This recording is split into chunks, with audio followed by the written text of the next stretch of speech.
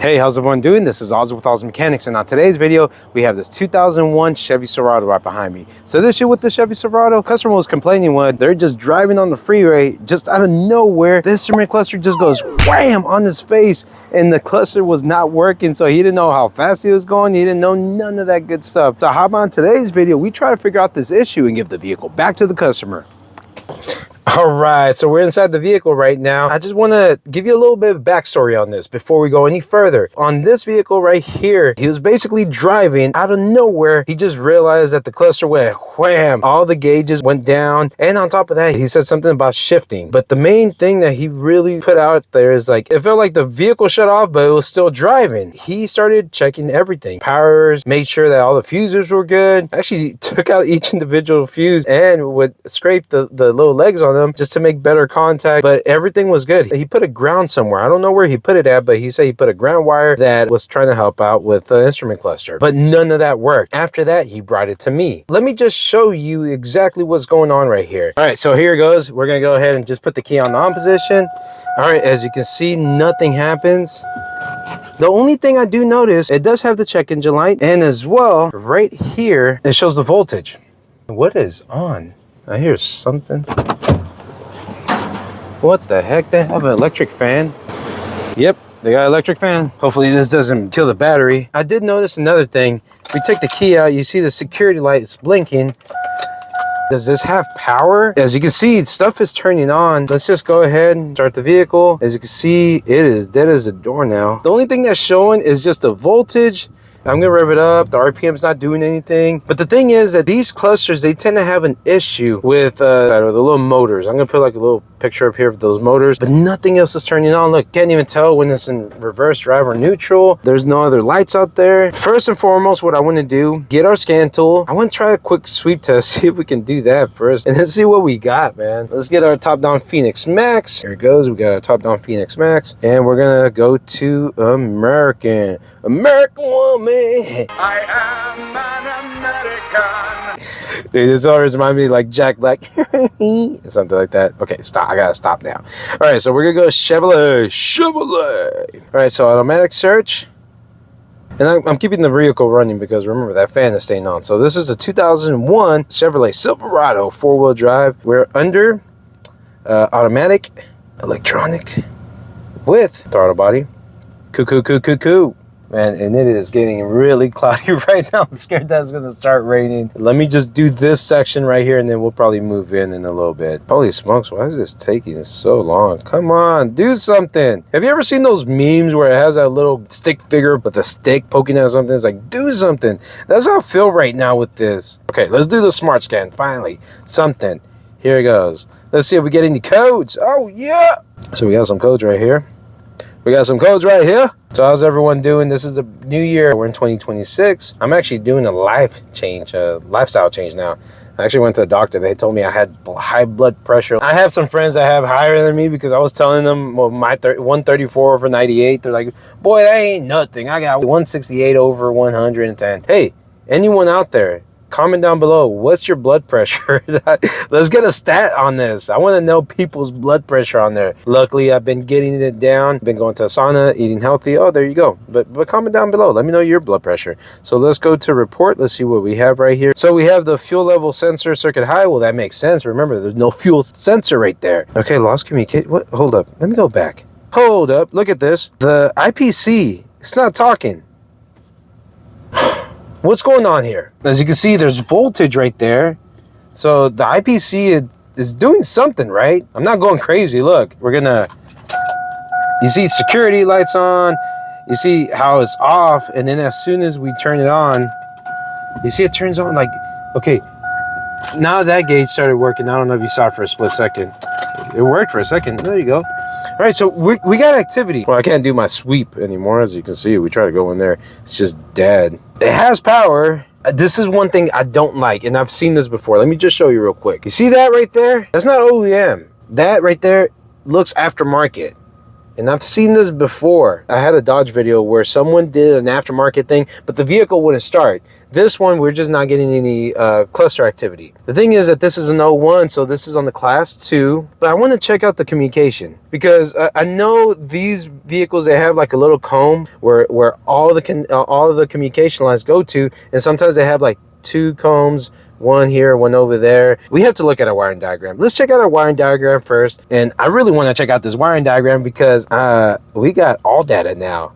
So we're not using Mitchell or Pro Demand. We're using all data. So let's give that one a shot. So let's go inside the shop right now, and we're gonna go ahead and go into all data, and let's check this out. Let's see what we find out. Hopefully we can get this sucker running.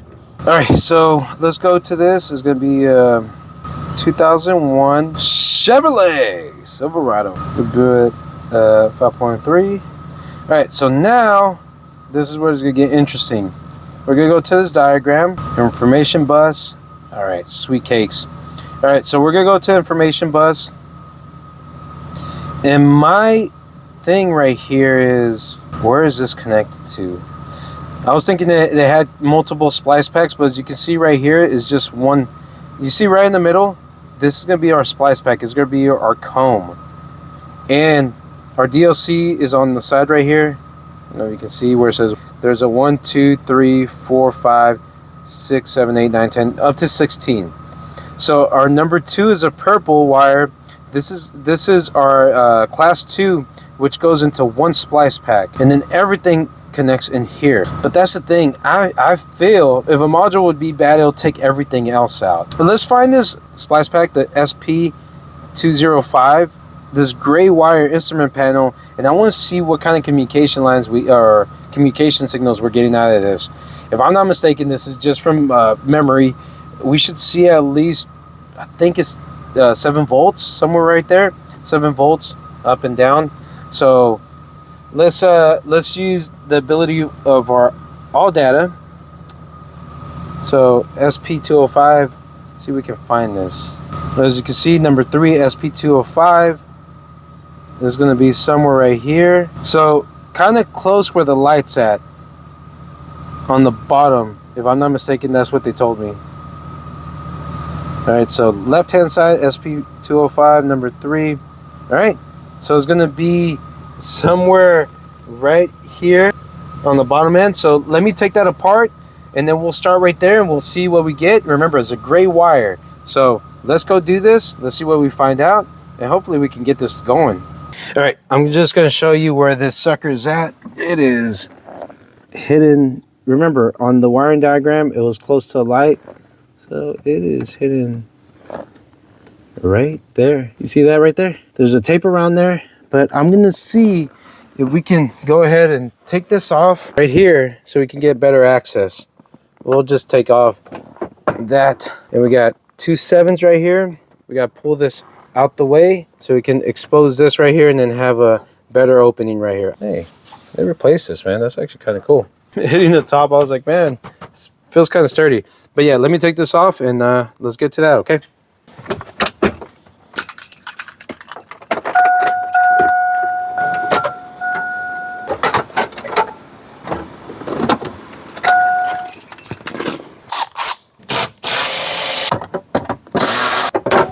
Wow, look at that. There's a lot of stuff here. The thing I was talking about is back there, right there. Let me take that tape off and see what we can get. All right, you see that right there? They call it a comb. That's where all the bus bars are at. If we take this off, look at that. Now, nothing is communicating. Nothing's talking to nothing. We can find this gray wire right here and tie it straight to that and see if there's any communication. And then as well, we got this special little tool right here that I bought from AES Wave. And it's really cool because we can actually tie into all of the connectors and then we can see what our communication looks like. I'm going to connect it to all of them. So we're just going to be completely, it's going to be like this is on there. And this is kind of cool because the other end goes to our scope and then we can see what we have. I want to see what we get. Let's just say we have a fault and all these are connected. We can remove one by one until the fault goes away and then we can see which one is bad.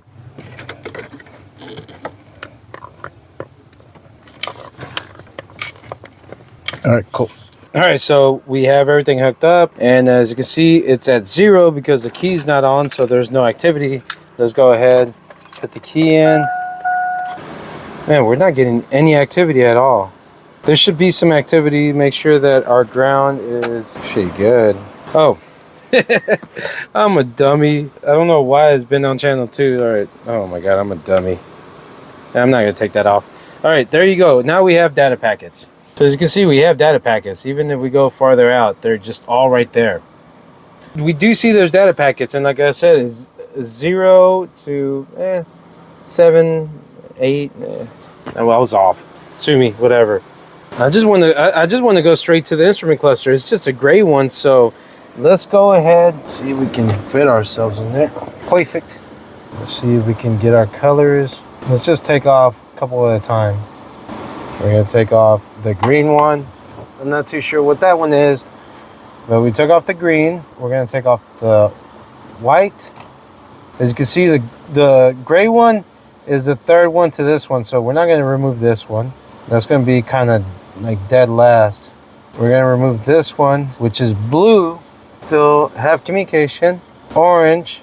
Oh man, we're only left with 3 more. I think green or something. I'm not too sure. Still communication. Oh, and look, the gray one's left, and we don't have no comm. Look at this. Let's take this off. So there's gonna be some bolts here, there. We're gonna check this out again, see what's going on. So yeah, our instrument cluster is just not saying anything. So is it gonna be easy as just having an instrument cluster? Well, okay, is it gonna be that? We'll see right now. All right, let me do key off so this doesn't die. Okay, I don't know if you see that. Someone actually put a ground wire, so they've already been here. Okay, look at all these wires that they have here, there, here, everywhere. So we're gonna go ahead and disconnect this. Now we're gonna find this gray wire, which is the communication line. Before we go any further, I gotta verify the powers and grounds on this. So let's go back to all data. We're gonna do wiring diagram, instrument cluster, and I'm just kind of curious. It looks like it has a couple of powers right here. Let's turn this key on position, because as we can see, we have ignition 1, ignition O, cruise, and radio. Plus, someone already put a ground in, as we can see right there. Let me go get a test light. I don't want to F it up, man. Look here, man. Y'all tripping. All right, holy smokes. What happens if it's just as easy as a freaking fuse that was blown or something like that? So let's check this out. All right. Let's start off first with the pink. Well, there's 2 pinks right here. So let me just try both pinks. Look at that. Because look, we're going to check out the brown by itself. You see one of the pinks next to the orange. So let's just go to the left side of the dash. This is where they freaking hooked up everything. Let's find this ignition. It's ignition O or ignition 1. So ignition O is going to be this one right here. And ignition 1 right there, 10 amp, right above this. What's going on? I think that was it. Let's see. Right next to the orange one, this is the one that does not have any power. That one is going to be the ignition O. It's 10 amp. Like I said, there's a lot of stuff that was connected right here. You know what? Let me dig into this. I don't know if someone cut something that's supposed to go over here. Let me just look over here real quick. Let me see if I find something, because look, everything is so cluttered right here. So let me check that out. Let me see if I can find this wire, because over here, this is going to be on D3. So I got to see where D3 is at right here, and then we can find that out, see what connector it is. All right, so Jeff had to use the top down. Programmer Jeff. And so now I'm using this, but at least we can see how this connector works. So remember, it's D3. So if we can see right here, the way that this works is A, B, C, D, E, F. And then from there, we go down 1, 2, 3. So if we look at, remember, this was D3. This is the off run crank voltage. What I want to do, go to this and verify what's going on. Remember, we have power here, We don't have power on the back side of it. What I want to do right here, follow this, the way that this works. We have A, B, C, D on the top, and we go 1, 2, 3. I'm looking at which one is like on the third one down, and I think it is this one right here. Hey, look at that. No power. I'm a dummy. He's not in. Oh, still no power. So is our fuse box the issue? I want to do something right here. I just want to kind of, oh, look, check this out. Man. Oh my God. Remember this. We did check out our light right here and it was working. But look, I'm going to go ahead and put this back in here again. And then look at this. I'm just going to move the fuse.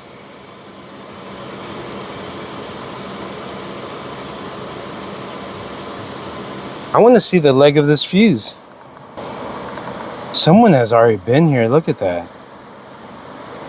I bet you in here, that's loose. Let me go get my testing. Oh, look at this. So one leg, you see how it is? Won't come out.